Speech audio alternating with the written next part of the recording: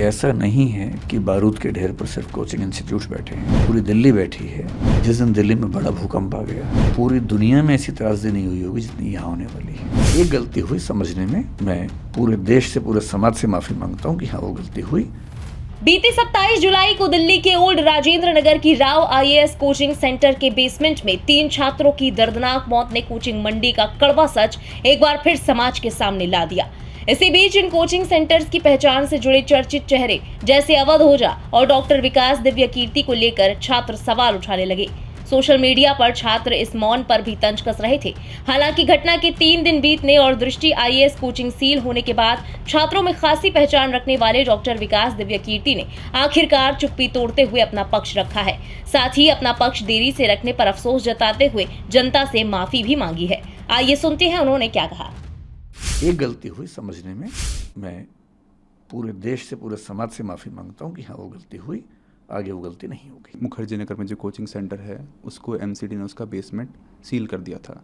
बच्चे आपके जितने भी स्टूडेंट्स हैं वो दोनों कोचिंग सेंटर मुखर्जी नगर में हो चाहे करोल बाग में हो, वहाँ पे प्रोटेस्ट कर रहे हैं। कुछ बच्चे कल रात को आपके घर के सामने भी पहुँच गए हैं।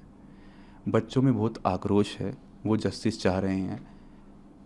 कहीं ना कहीं आपको ये भी लगा है कि दृष्टि आईएएस से कोई चूक हुई है। बिल्डिंग सेफ्टी नॉर्म्स के मामले में जितनी शिद्दत से हम कोशिश करते हैं, मुझे भरोसा है कि वैसी शिद्दत कहीं आपको नहीं मिलेगी। अगर आप चाहेंगे, मैं भी आपको अपने व्हाट्सएप में एक चीज़ दिखाऊंगा। हमारे पास एक, आप, मुझे नहीं पता बाकी इंस्टीट्यूट्स क्या करते हैं, मैं अपना बता रहा हूँ आपको। 2 महीने पहले, 3 महीने पहले हमने एक वैकेंसी निकाली, क्योंकि हमने 1.5 साल पहले एक डिविजनल हेड रैंक का ऑफिसर बनाया अपनी कंपनी। डिविजनल हेड हमारे यहाँ सीनियर मैनेजमेंट का पार्ट है, जो केवल सेफ्टी देखेगा बिल्डिंग्स की। उसका एक ही काम था, बिल्डिंग की सेफ्टी देखना। जनवरी 2023 में हमने एक व्हाट्सएप ग्रुप बनाया, मैं उसका मेंबर हूँ। उस ग्रुप का काम क्या है, 16 पॉइंट्स उसमें लिखे हुए हैं, जिसमें एक लिखा हुआ है कि मैंने चेक कर लिया है कि सारे दरवाजे खुले हैं, फायर एग्जिट साफ है, उसमें कोई बाधा नहीं है, छत के दरवाजे खुले हुए हैं, कोई इमरजेंसी होने पर बच्चे बाहर निकल सकते हैं। सब 16 पॉइंट्स हैं उसमें।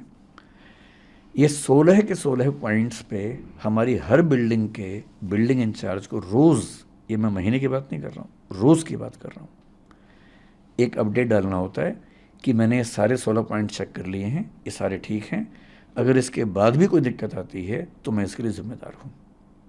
ये रोज़ होता है। आप अगर व्हाट्सएप मेरा देखना चाहेंगे, इसके बाद देखिएगा। और ये हर बिल्डिंग के लिए रोज़ होता है। इसके अलावा 3 महीने पहले हमने एक वैकेंसी निकाली, 2 महीने पहले ज्वाइनिंग हुई मई के अंत में, एक ऐसे व्यक्ति की जिसका नाम ही है फायर एंड सेफ्टी ऑफिसर। उनका काम क्या है, वो 14 साल से बड़े बड़े मॉल, बड़े बड़े हॉस्पिटल्स में, फोर्टिस जैसे हॉस्पिटल में, एम्बियंस जैसे मॉल में फायर एंड सेफ्टी काम कर चुके हैं। वो दृष्टि के पेरोल पे हैं। उनका एक ही काम है कि सारी बिल्डिंग्स का ऑडिट करना और जहाँ ज़रा भी दिक्कत है सेफ्टी के मामले में उसको ठीक करना। उनके अंडर हमने फायर मार्शल्स नियुक्त किए हैं अपनी बिल्डिंग्स में, ताकि कभी फायर की दिक्कत आए तो नॉर्मल स्टाफ ट्रेंड है।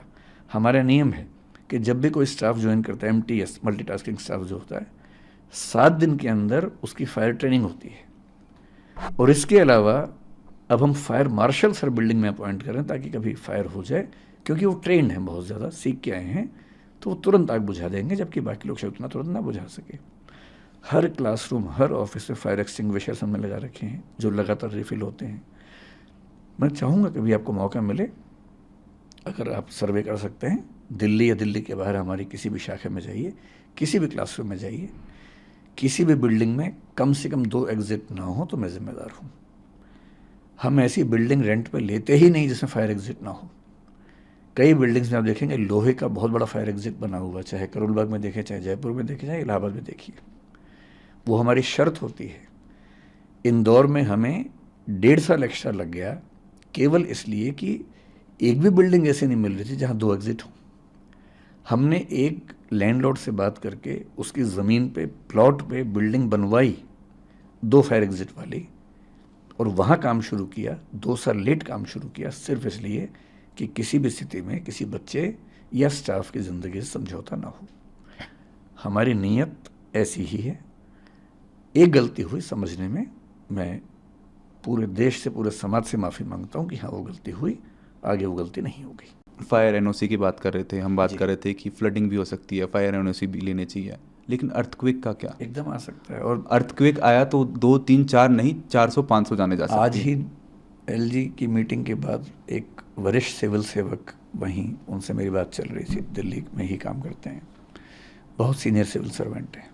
उन्होंने मुझसे अनौपचारिक बातचीत चल रही थी मैत्री वाले भाव से, उन्होंने मुझसे जो बात कही, जो बात हम समझते हुए, उन्होंने कहा कि ये वाटर वाली बात, फायर वाली बात पे हमारा फोकस है क्योंकि ये दिक्कतें दिख रही हैं, दूर होनी चाहिए।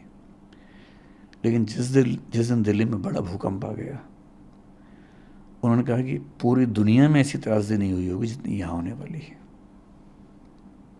और मैं फिर आपसे एक बात कह रहा हूँ, अभी कोचिंग इंस्टीट्यूट्स घेरे में हैं तो बात चल रही है। मैं आपको कुछ और बातें बताता हूँ, उन पर भी फोकस कर लीजिए थोड़ा सा। दिल्ली में ऐसे हज़ारों रेस्टोरेंट्स होंगे जिनमें जाने का एक रास्ता है, जहाँ खूब खाना पीना भी है, ड्रिंक्स भी हैं, अल्कोहल तो बहुत जल्दी आग पकड़ता है, एक रास्ता है। शाम के समय जो कम उम्र के बच्चे हैं, 80, 100, 150 बच्चे वहाँ पर होते भी हैं, डांस भी कर रहे होते हैं, कभी कभी स्मोक भी कर रहे होते हैं। एक चिंगारी कभी लग गई तो क्या होगा, आपको अंदाजा है इस चीज़ का? इसके अलावा दिल्ली में पिछले 3 या 4 बड़े फायर इंसिडेंट्स को ध्यान से याद कीजिए। कोचिंग इंस्टीट्यूट में एक हुआ जिसमें किसी की मृत्यु नहीं हुई थी पिछले साल। उसके पहले नरेला में एक इंसिडेंट हुआ, नरेला में हुआ या मतलब उपहार सिनेमा भी हुआ। उपहार तो बहुत पहले की बात हो गई। उसके बाद पिछले 4 साल में, 5 साल में 2 इंसिडेंट्स हुए जिनमें करीब 30, 40 से ज़्यादा व्यक्तियों की जान गई। पर क्योंकि वो मजदूर थे इसलिए उनकी बात बहुत ज़्यादा उठी नहीं, किसी ने की नहीं उनकी बात, क्योंकि वो एक ऐसी बिल्डिंग में सो रहे थे, एक ही रास्ता था, वो नीचे से आग लग गई। जो अभी हाल ही में भारत के बाहर भी एक घटना घटी, बहुत से भारतीयों की जान गई जिसमें। अर्थक्वेक बहुत बड़ी त्रासदी होगा। फायर, फ्लड से ज़्यादा फायर की चिंता हमें आमतौर पर लगती है क्योंकि फायर दिल्ली में होने का खतरा ज़्यादा होता है। और पुराने जो बाज़ार हैं, चांदनी चौक हो, कोई बाज़ार हो, छोटी छोटी गलियों में जब आप ऊपर चढ़ते हैं एक दुकान में जहाँ 1 लाख साड़ियाँ टंगी हुई हैं, जहाँ 50 सैकड़ों महिलाएं साड़ी खरीद रही हैं, भगवान ना करे कभी कुछ हुआ तो क्या होगा? बहुत सारे प्रश्न हैं। दिल्ली का विकास बहुत सिस्टमेटिक सिटी के रूप में नहीं हुआ, चंडीगढ़ की तरह से नहीं हुआ है। 1962 के मास्टर प्लान में उन पुराने इलाकों को एग्जम्पशंस दी गई हैं ताकि वहाँ बिजनेस हार्म ना हो। एग्जम्पशन तो ठीक है, बिजनेस इंटरेस्ट में है, लेकिन जब आग लगती है तो वो एग्जम्पशन नहीं देती है। तो मैं जो विनम्र निवेदन करना चाह रहा हूँ कि ऐसा नहीं है कि बारूद के ढेर पर सिर्फ कोचिंग इंस्टीट्यूट्स बैठे हैं, पूरी दिल्ली बैठी है। बहुत कम ऐसे संस्थान हैं, स्कूल है, कॉलेज है, यूनिवर्सिटी है, अस्पताल है, उनको ज़मीन मिलती है।